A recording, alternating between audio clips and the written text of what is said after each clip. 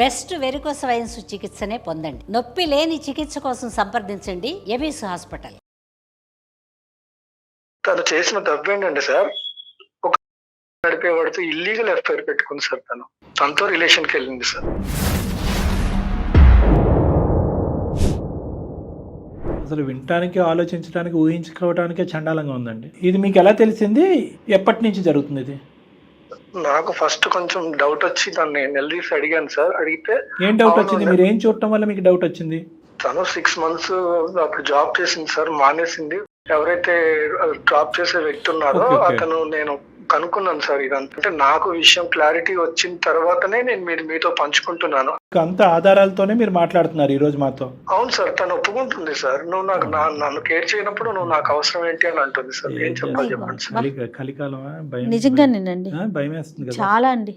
First 6 months పాటు మీరు పెళ్ళి అయిన తర్వాత ఆవిడ ఉద్యోగం చేసుకుంటుంది, ఆవిడ బిజీగా ఉంది, మీరు బిజీగానే ఉన్నారు.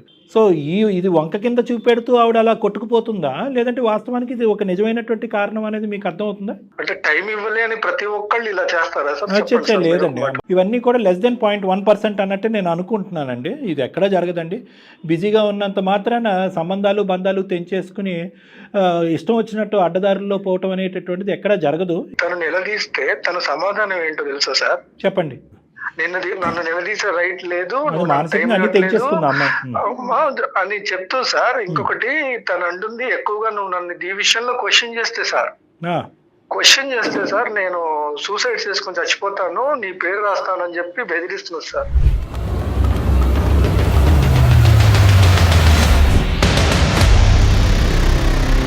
వాస్తవం చెప్పాలంటే సార్, తన కోసమే నేను కష్టపడే సార్. తను బాగుండాలని నేను పని చేసేటప్పుడు తను ప్రాణం తీసుకొని నా పేరు రాయటం ఏంటి సార్? అమ్మాయి శారీరకంగా చనిపోవాలన్న ఆలోచన ఇప్పుడు వచ్చినా కూడా మానసికంగా అమ్మాయి ఎప్పుడో చచ్చిపోయినట్టు అండి. ఎందుకంటే విలువలు లేనటువంటి జీవితం ఇంకెందుకండి? ఉండి ఏంటి, పోయి ఏంటి? అంటే ఇలా మాట్లాడుతున్నానని అనుకోకండి. అన్నీ తెలిసినటువంటి అమ్మాయి ఇలా ప్రవర్తిస్తుందని నేను అనుకోవట్లేదు. ఓకే, అమ్మాయి చెప్పడానికి ఈరోజు ఏదో కారణం చెప్పాలి కాబట్టి, నువ్వు నాకు నచ్చట్లేదు అనేటటువంటి అంశం ఒక కారణం కింద చూపెట్టాలి కాబట్టి ఇది ఒక కారణం కింద చూపెడుతుందేమో, అది ఇతను నమ్మాల్సినటువంటి వస్తుందేమో. ఓకే, పెద్దల పంచాయతీ ఏమైనా జరిగిందా? పెద్దవాళ్ళు ఎవరికైనా తెలిసిందా? ఇంతవరకు లేదు సార్. అంటే దీన్ని ఎలా బయటికి తీసుకురావాలి, ఎవరికి చెప్పాలి అనే దాని గురించి మానసికంగా బాగా కురింగిపోయినాను సార్ నేను. ఇది ఎవరికి చెప్పలేనటువంటిది లేండి, కానీ ఒక 2 ప్రశ్నలు అడిగిన తర్వాత ఏ దిక్కును పోవాలో మనకు అర్థం అవుతుంది. ఇది తెలిసి మీరు ఆ అమ్మాయిని తెలిసి ప్రశ్నించి నిలదీసి ఎంతకాలం అయిందండి? సార్ నేను నిలదీసి కూడా దాదాపు 3 నెలల పైనే అయింది సార్. మరి అప్పటి నుంచి ఇప్పటి వరకు మీరిద్దరు కలిసి ప్రయాణం చేస్తున్నారా? ఇంట్లో ఉంటున్నాం అంతే. తన పని తను చూసుకుంటుంది, నా పని నేను చేసుకుంటున్నాను. నువ్వు చెప్పచ్చు కదా, నీ బాధ ఇంత ఉందిగా అని చెప్పచ్చు. బయట సుఖాలను కోరుకోంత ఇదే ఉంది ఇందులో అని మీరు అడగలేదా ఒక్కసారి కూడా? నన్ను ఇండైరెక్ట్ గా నన్ను బెదిరిస్తుంది సార్. నన్ను అసలు నేను ఏం చేయాలి, దానికి నాకు ఆన్సర్ రావట్లేదు. ఇప్పుడు నేను బయటికి వెళ్ళి ఇంటికి వచ్చే వరకు నాకు టెన్షన్ సార్. అసలు ఇంట్లో తను ఎలా ఉంది, నిజంగా అనుకున్నది ఏదైనా చేస్తే నా పరిస్థితి ఏంటి అని అసలు ఎంత మానసికంగా కృంగిపోయినాను సార్. అసలు ఎందుకు ఇంత పరువు తక్కువగా ఆలోచించేటటువంటి వ్యక్తిత్వం ఉన్నటువంటి భార్యని నీ పక్కన పెట్టుకుని ఇతని భార్య అన్నట్టుగా ఎందుకు ఉంచాలి మీరు? ఏముంది ఆ అమ్మాయి దగ్గర నుంచి మీరు పొందినటువంటి అంత గొప్పతనం ఏముంది 2 years? సార్ మొదటిది తనంటే నాకు ఇష్టం సార్. ఎందుకో తెలియదు మనకి. తను మీరు ఎందుకు భరించాలని మీరు అడుగుతున్నారు. అవును సార్, ఇప్పుడు మా ఇద్దరి మధ్యలో ఏం జరిగింది, తనేం చేసింది, నేనేం చేసింది అనేది మా ఇద్దరికే తెలుసు సార్. బయటికి తెలిస్తే సమాజం ఏమనుకుంటా సార్? ఆ డిస్కషన్ లోకి వెళ్ళాలంటే చాలా లోతుగా వెళ్ళవచ్చు, సమాజం వర్సెస్ మనస్సాక్షి గురించి. సర్లేండి, ఇప్పుడు మీకు ఆవిడంటే ఇష్టం, సమాజం అంటే కనుక ఇలాంటివి తీసుకెళ్తే చేతకాని మొగుడు అనేటటువంటి పరువు పోద్దు అనేది ఒక ఆలోచన మీకు ఉంది. ఏదో సమాజాన్ని వచ్చి ఈవిడ్ని బాగు చేయమనండి, కౌన్సిలింగ్ ఇచ్చి బాగు చేయమనండి ఈవిడ్ని. మీరేం ఎక్స్పెక్ట్ చేస్తున్నారు? ఇప్పుడు డాక్టర్ గారిని ఏం మాట్లాడమంటారు? అసలు మాట్లాడమంటారా, లేదంటే నిర్ణయం మేము ఏం చెప్తే అది చేయాలని మీరు అనుకుంటున్నారా? సార్ మీకు మెయిల్ చేసిన ఉద్దేశమే సార్, నాకేదన్నా రిలీఫ్ వస్తుంది అని నేను ఆశించే చేశాను మేడం మొదటగా. కరెక్ట్. అయితే మేడం తను అంటే నాకు ఇష్టం మేడం. ఇప్పటికైనా తను మారి తన తప్పు తను తెలుసుకుంటే కూడా నేను క్షమించడానికి సిద్ధంగానే ఉన్నాను. మీరు చేసినటువంటి తప్పు ఏమన్నా ఉన్నది అంటే కనుక అది చొక్క మాత్రమే.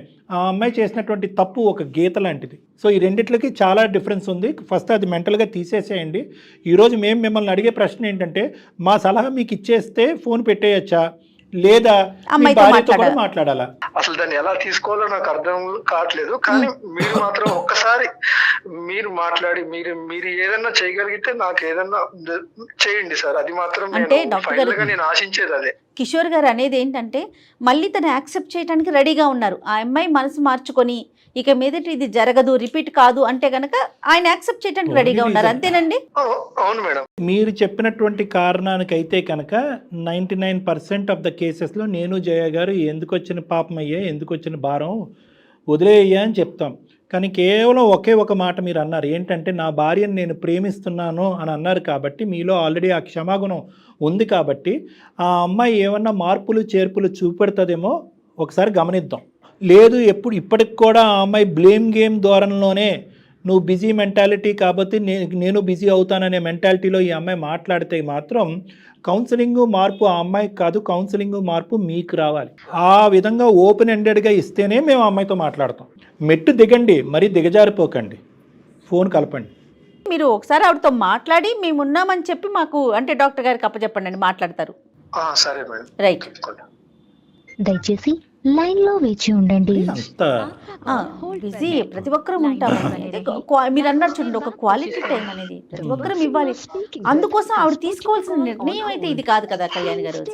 హలో హలో, దీప్తి, చెప్పు. ఎందుకు కాల్ చేసావు నాకు? అలా మాట్లాడితే ఎలా? నేను చెప్పాను కదా నీతో నేను మాట్లాడనని చెప్పేసా, ఇంకా అక్కడితో కథం. ఇంకా నాకు మాత్రం ఫోన్ చేయక నాతో మాట్లాడుకో. నేను ఏమన్యాయం చేశాను చెప్పు. ఏమన్నా చేసావేంటి? నేను చెప్పాను కదా ముందే నీకు. నేను నువ్వు చేసిన తప్పు ఇంకొకళ్ళు ఎవరైతే వేరే వాళ్ళు ఎవరు క్షమించే వాళ్ళు కాదు, నీతో మాట్లాడే వాళ్ళు కాదు. నువ్వు చేసిన తప్పు కాదా?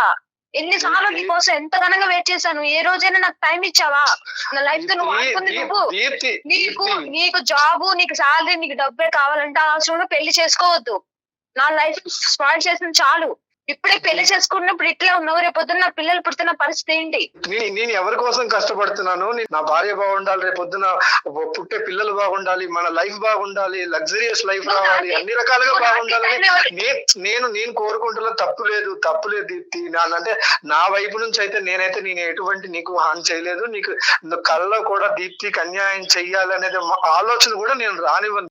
నువ్వు పబ్బులకి, సినిమాలకి, షికార్లకి ఇచ్చినంత టైం నాకు ఏ రోజైనా టైం ఇచ్చావా? భార్య ఒకటి ఉందా ఇంట్లో, తల్లిదండ్రులు వదిలిపెట్టి వచ్చింది, నీ కోసం లైఫ్ స్ట్రగ్లింగ్ చేసిన నువ్వు ఎప్పుడైనా ఆలోచించావా? నాకు అవన్నీ ప్రొఫెషనల్ మీటింగ్స్. నా పర్సనల్ గా ఊరేగటానికి నేను ఎక్కడికి వెళ్ళలేదు. కానీ నువ్వు చేసింది ఏంటి?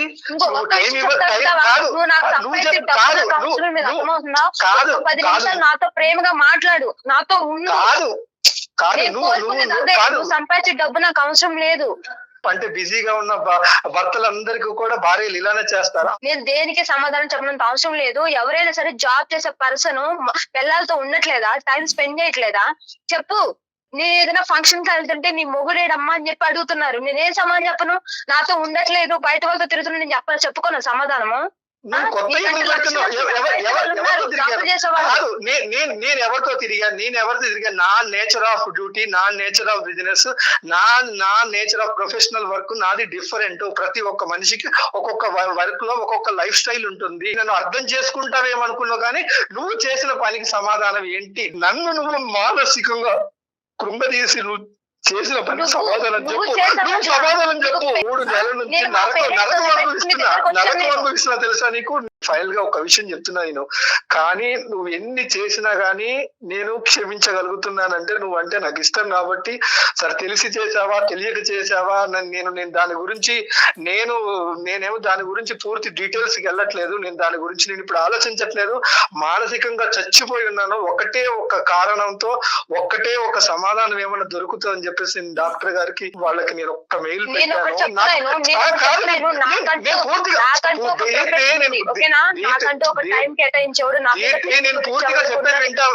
పూర్తిగా చెప్పేది వింటావా లేదా? నేను వాళ్ళకి నేను మెయిల్ చేశాను. వాళ్ళు బ్యాక్గ్రౌండ్ లో కూడా ఉన్నారు. నా కోసం ఒక్కసారి మాట్లాడు. నిన్ను బ్రతిలాడుకుంటున్నా. ఒక్కసారికి మాట్లాడు. దీప్తి, నమస్తే అమ్మా. డాక్టర్ కళ్యాణ్ చక్రవర్తి, అందమైన జీవితం. నాతో పాటు సీనియర్ హోస్ట్ ఉన్నారు, జయ గారు. నమస్తే సార్. నమస్తే జయ గారు. తెలుసమ్మా? తెలుసు సార్. నమస్తే అమ్మా దీప్తి. నమస్తే మేడం. మరోలా అనుకోవద్దు, మొత్తం మీ కన్వర్జేషన్ మొత్తం మేము కూడా వింటూ ఉన్నాము, డాక్టర్ గారు నేను కూడా సైలెంట్ గా.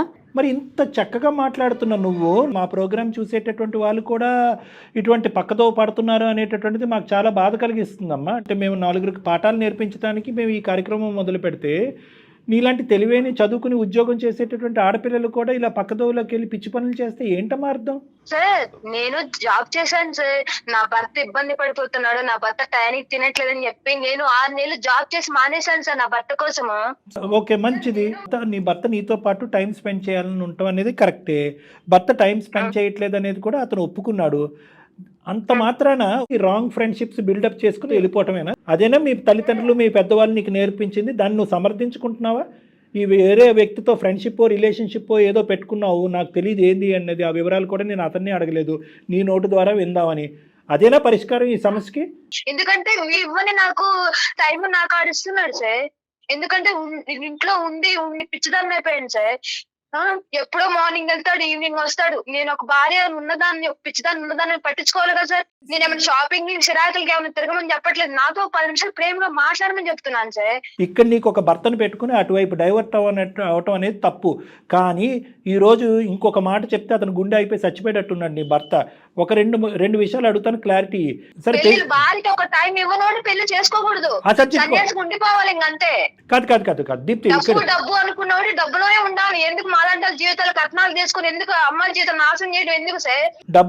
డబ్బు అనేటటువంటి వాడు పెళ్లి చేసుకోకూడదు అంటే కనుక రోజు నువ్వు పప్పనో కూరనో ఎక్కడి నుంచి వస్తున్నాయమ్మా? అది ఏమన్నా మీ ఎదురింటోళ్ళు పక్కింటోళ్ళు ఇస్తున్నారా? చెప్పాను సార్, నేను గొడ్డు కారం తింటా కానీ నాతో టైం స్పెండ్ చేయను. గొడ్డు కారం తిన్నప్పుడు తెలుస్తుంది. ఎప్పుడు తిన్నావా గొడ్డు కారం?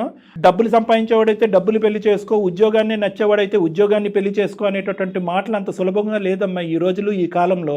తల్లిదండ్రులు తర్వాత చూసుకునేది హస్బెండే కదా సార్. తల్లిదండ్రులు డబ్బులు ఎక్కువ పెళ్లి చేస్తారు అమ్మాయిలకి, భర్త చూసుకుంటాడు, భర్త ఉంటాడని కదా సార్ పెళ్లి చేస్తారు అమ్మాయిలకి. దీప్తి, అతను మీకు టైం ఇవ్వకపోవడం అనే దాన్ని మేము సమర్థించట్లా.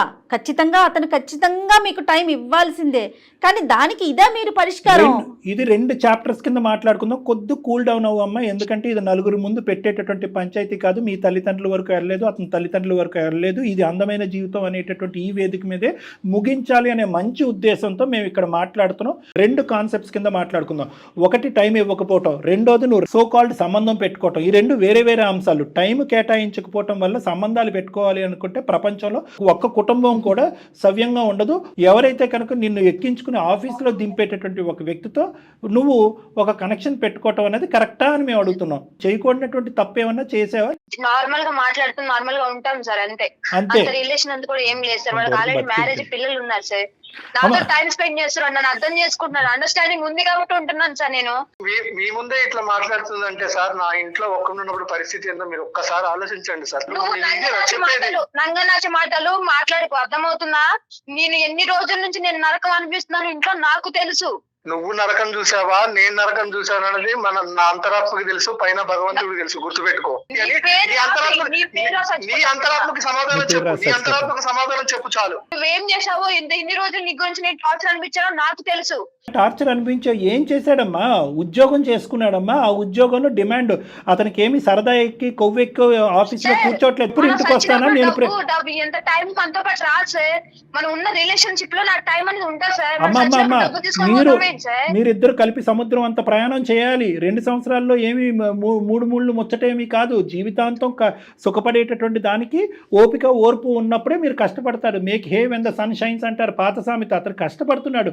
అతను ఆఫీసులో కూర్చున్నంతసేపు, ఏదో మీటింగుల్లో కూర్చున్నంతసేపు నీ గురించే స్మరించుకుంటున్నాడు. ఎప్పుడు వైఫ్ వెళ్ళిపోవాలి, ఎప్పుడు ఇంటికి వెళ్ళిపోవాలి, ఎప్పుడు వైఫ్ దగ్గరికి వెళ్ళాలి అని అనుకుంటున్నాడు.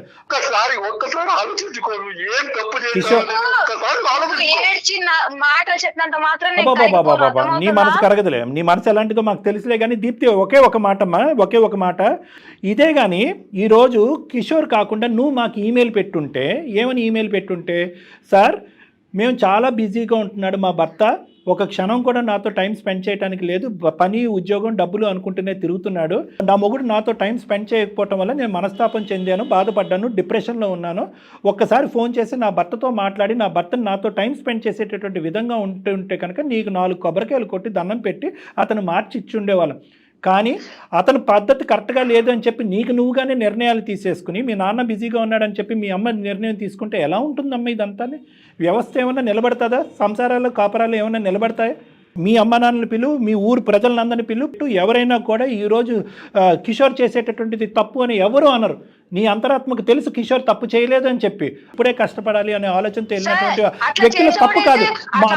డ్యూటీలు చేసుకున్నాడు, పెళ్లిళ్ళు ఎందుకు చేసుకున్నాను సార్? మరి నన్ను ఎందుకు చేసుకున్నాడు? డ్యూటీలు ఉద్యోగాలు ఉదయం 7 నుంచి సాయంత్రం 7 వరకు కష్టపడేటటువంటి మగాళ్ళు ఎవరు కూడా పెళ్లిళ్ళు చేసుకోకూడదా? ఇది నువ్వు ఒక కొత్త గ్రంథం రాస్తున్నావా? ఒక్కడే జాబ్ చేస్తున్నాడా? ఇందాకటి నుంచి నేను అదే మాట అడుగుతున్నాను, మళ్ళీ నేను చెప్తున్నాను, అంత వాదించవలసినటువంటి అవసరం లేదు. ఏంటి ఇందాకటి నుంచి నువ్వు బెదిరిస్తున్నావేంటి? అతని పేరు రాసి చచ్చిపోతాను, అతని పేరు రాసి చచ్చిపోతానంటే రాసి చచ్చిపోవమ్మా. ఎవరు వద్దన్నారు? ఏమని రాస్తావు అందులో? ఏమని రాస్తావు? ఏం కథ రాద్దాం అనుకుంటున్నావు? ఏం టార్చర్ పెట్టాడు? అదే వివరించాలి కదా. నువ్వు టార్చర్ అంటే ఏ విధంగా హింస పెట్టాడు, ఏ విధంగా టార్చర్ పెట్టారు? కర్రతో కొట్టాడా, కత్తితో కోసాడా, తాగొచ్చి తందనాలు ఆడాడా? ఏం చేశాడు? భార్య అక్రమ సంబంధం పెట్టుకుని ఇంట్లోంచి బయట పారిపోతే కనుక నేను అక్రమ సంబంధమే అంటానమ్మా. నువ్వు చెప్పినటువంటి దాన్ని ఈ విధంగా సమర్థించుకుంటూ అతను టైం స్పెండ్ చేయట్లేదు కాబట్టి నేను నాది ఇలా నడిపిస్తున్నాననే మాటని, ఆ వాదన నేను అస్సలు విన్ను. నీకు ముందు నుంచే ఆ అబ్బాయితో సంబంధం ఉంది, నీకు ముందు నుంచే ఆ అబ్బాయి అంటే అట్రాక్షన్ ఉంది కాబట్టి నువ్వు వెళ్ళిపోయావు అనేటటువంటిదే మాట్లాడతాను. నువ్వు నీ బ్యాడ్ హ్యాబిట్స్ మానుకోవటం గురించి ఈ అబ్బాయిని వర్క్ కట్ చేసుకోమంటాం అనేది అసలు ఎవరు సమర్థించరు. సార్ నా భర్తని పెళ్లి చేసుకుని కానించి నా భర్త తప్ప ఏ ఎవరిని నేను అట్లా అనుకోలేదు సార్. గురించి ఆలోచించి టైం అంతా పెట్టి పిచ్చిదానిలాగా ఉండ్లో ఎప్పుడు వస్తాడు అని చెప్పి కడుపులు కాచుకొని కళ్ళతో ఎదురు చూసిన రోజులు ఉన్నాయి సార్. ఓకే, నువ్వు ఒక డిప్రెషన్ లో ఈ పని చేసావు అంటే కనుక అతనితో మేము మాట్లాడటానికి ఒక అవకాశం ఉంది. నా భర్త కరెక్ట్ గా ఉండి నాతో టైం స్పెండ్ చేస్తే నాకు ఓకే సార్. అంటే ఏంటమ్మా ఓకే అంటే? నాకంటే నేను కరెక్ట్ గా ఉంటాను సార్, తనతోనే ఉంటాను. నీ భర్త మారాలి అనేటటువంటి మాట ముందు ఫస్ట్ నేను మారుతాను సార్, నేనేదో తెలియక ఒక డిప్రెషన్లో నాకు ఒంటరితనం వల్ల బాధపడుతూ ఏం చేయాలో తోచక ఒక అనవసరమైనటువంటి అట్రాక్షన్కి నేను లోనయ్యాను అనేది ఫస్ట్ నువ్వు నీ వైపు నువ్వు వేలెత్తి చూపెట్టుకుని మాట్లాడితే కనుక తర్వాత మిగతా అంశం మాట్లాడతాను. నువ్వు చేసింది తప్పా కాదా? ఆమెకు పశ్చాత్తాపం కనపడలేదు సార్, ఇప్పటికీ ఆమెకు పశ్చాత్తాపం లేదు. తప్పు చేశానని ఈ రోజు కూడా ఒప్పుకోలేకపోతుంది సార్. నాతో నీ భార్యతో నేను కరెక్ట్ గా ఉంటాను, నా భార్యకి ఒక టైం ఇస్తాను, నా భార్యతో ఉంటాను. నువ్వు చెప్పావా? కట్టుకున్న మొగుడివి, పిల్లం ఉంటుంది, పిల్లంతో టైం స్పెండ్ చేయాలి, తనకంటూ కోరికలు ఉంటాయని అమ్మా ఒకటి కిషోర్, ఇది 4 గోళ్ల మధ్యన నలిగేటటువంటి అంశం కాబట్టి నువ్వు ఇలాగా ఈ విధంగా ఇంత గంభీరంగా ఇంత ఘాటుగా మాట్లాడుతున్నావు. కానీ ఇంకొక 10 మంది మీ అమ్మ నాన్న అటు ఇటు ఉంటే కనుక 2 చెంపలు వాయిస్తారు నీకు. ఇప్పటికైనా మారేటటువంటి అవకాశాన్ని ఆలోచించుకో. ఒకే ఒక మాట నేను అంటున్నాను, అతను ఎలా మారుతాడు, ఎంత నీ టైం స్పెండ్ చేస్తాడు అనేటటువంటిది తర్వాత మాట్లాడదాం. ఇందాకటి నుంచి చెప్తున్నాను, ఈ 2 వేరే అంశాలు. ఒక చొక్కా వర్సెస్ పెద్ద గీత అని అన్నాను. నువ్వు చేసినటువంటిది ముమ్మాటికి తప్పు, నేరం. నీ మనసాక్షి మీద చెయ్యేసుకుని నువ్వు చేసింది ముమ్మాటికి తప్పా కాదా? తప్పేనా? తప్పు. ఓకే, ఇప్పుడు ఒకటైతే నువ్వు చెప్పావు, అతనితో ఏదో రిలేషన్షిప్ ఏమీ లేదు, అతను నాతో మాట్లాడేవాడు, నేను అతనితో మాట్లాడాను. అక్కడ వరకు నీ క్యారెక్టర్ అనేటటువంటిది చాలా పదిలంగా ఉంది. అన్నిటికంటే ముఖ్యమైన అంశం ఈ తప్పుకి పరిష్కారం ఏంటమ్మా? ఏ విధంగా నువ్వు కిషోర్ని క్షమాపణకు అడుగుదామని అనుకుంటున్నావు? ఫస్ట్ అది చెప్పు. నువ్వు తప్పు చేసావా అనేది 3 నెలలు బట్టి కిషోర్ నీ వెంట పడుతున్నాడు. ఒక్కసారైనా అవునండి నేను తప్పు చేశాను, నన్ను క్షమించండి, కానీ మీరు కూడా ఇలా మారండి అని అనుంటే అసలు మా వేదిక ఎందుకు? నువ్వు చేసినటువంటి పన్నే సమర్థించుకుంటున్నావు. ఆఖరికి ఈ కాల్ మొదలయ్యి 1 గంట అయింది, నిన్నే నువ్వు సమర్థించుకుంటున్నావు. ప్రపంచంలో ఏ స్త్రీ కూడా సమర్థించుకోదు, నువ్వు సమర్థించుకుంటున్నావు. తప్పది. ఫస్ట్ నా భర్త కరెక్ట్ గా ఉంటే నేను బయటకు వెళ్ళేదాన్ని కదా. అతనితో మాట్లాడు. నేను మారుతాను సార్. ఫస్ట్ నేను చేసిన తప్పులన్నీ ఒప్పుకుంటాను సార్ నా భర్త ముందు. భర్త ముందేంటి? భర్త నీ ముందే ఉన్నాడు, మాట్లాడు, నీ భర్తతో మాట్లాడు. నేను ఇన్ని రోజులు నేను తప్పు చేశాను కాబట్టి నా మనస్ఫూర్తిగా చెప్తున్నా, ఇప్పటి నుండి నా నుండి ఎటువంటి మిస్టేక్స్ కానీ ఎటువంటి తప్పు కానీ జరగదు. ఇప్పటి వరకు నేను కరెక్ట్ గా ఉంటాను. నువ్వు మారుతానంటే నేను యాక్సెప్ట్ చేసి నీతో ఉంటాను. ఎవరైతే ఈ అమ్మాయి ఒక పరిచయం పెంచుకుందో అది కేవలం మాట వరకే, ఫోన్ కాల్స్ మెసేజెస్ వరకే. వీళ్ళిద్దరి మధ్యన ఎటువంటి సంబంధము అక్రమ సంబంధం అంటూ ఏది లేదు అనేటటువంటిది ఆ అమ్మాయి కళాఖండిగా చెప్తుంది. అది నువ్వు నమ్ముతున్నావా కిషోర్? నేను నమ్ముతున్నాను సార్. మీ వైఫ్ క్లియర్ కట్ గా చెప్పింది, ఈ చండాలం అంతా దులుపుకుని కడుక్కుని ముందుకు వస్తాను, మనం హ్యాపీగా ఉందామని అడుగుతుంది. కానీ దానికి రిటర్న్ గా ఈ బంధాన్ని ఇలా పదిలంగా స్ట్రాంగ్ గా ముందు వెళ్ళాలి, 4 పిల్లల్ని కనాలి అనేటటువంటి ఆలోచనతో మీరు ముందుకు వెళ్ళాలంటే మీరేం చేస్తారు? మీరేం చేయాలనుకుంటున్నారు? నేను ఆత్మ పరిశీలన చేసుకున్నాను, రియలైజేషన్ కాదు. మీరు కాదు, అమ్మాయికి తెలియచేయండి, తను కదా నమ్మాల్సింది మిమ్మల్ని. గతం గురించి ఏం జరిగింది అనే దాని గురించి నేనైతే పూర్తిగా వదిలేదలుచుకున్నాను. ఖచ్చితంగా నేను నా తరపున ఏదన్నా పొరపాటు నీకు అనిపిస్తే మాత్రం దాన్ని కూడా నువ్వు చెప్పొచ్చు. ఇలా మారిపోయి మంచిగా ఉంటావు అనుకుంటే నాకు అంతకంటే సంతోషం ఇంకైతే ఏం లేదు. నా తరపు నుంచి ఏమన్నా మార్చుకోవడానికి కూడా నేను సిద్ధంగానే ఉన్నా. నువ్వు కరెక్ట్ గా ఉండి నాతో టైం స్పెండ్ చేసి మా ఫ్యామిలీతో ఉంటానంటే బీ హ్యాపీ. నాకు మధ్యం కలిసి ఉన్నా. నేను మనస్ఫూర్తిగా చెప్తున్నాను, నన్ను క్షమించు. Okay okay okay very good, both of you very good, all the best. అమ్మ ఒకసారి మీరు ఏమన్నా అంటే నన్ను లేదంటే ఎవరైనా కౌన్సిలర్ని ఒకసారి కలిస్తే కనుక ముఖ్యంగా ఈ వర్క్ లైఫ్ బ్యాలెన్స్ మీద ఒక 2 మంచి మాటలు కౌన్సిలింగ్లో కూడా చెప్పడానికి అవకాశం ఉంటుంది. ఎందుకంటే ఈ రోజు వరకు అతను పని తగ్గించుకోవటం, పని పెంచుకోవటం అనేది అతని చేతుల్లో లేనటువంటి పని. వాస్తవాలు నీకు తెలియాలి కాబట్టి చెప్తున్నాను దీప్తి. ఒక అంశం పరిగణలోకి వచ్చింది కాబట్టి అతనికి ఇంకో దిక్కుతోచనటువంటి పరిస్థితిలో స్టెప్ డౌన్ అవుతున్నాడు. అతను ఏమి ఆ సంస్థకి యజమాని ఏమీ కాదు. అలాంటి 10 సంస్థలు ఏమి అతని చేతుల్లో రావు. రేపటి నుంచి నేను ఇప్పటి వరకు రాత్రి 9ంటికి వెళ్ళేవాడిని, ఈ రోజు నుంచి 5ంటికి వెళ్తానంటే వాళ్ళు ఉద్యోగాలను తీసేస్తారు.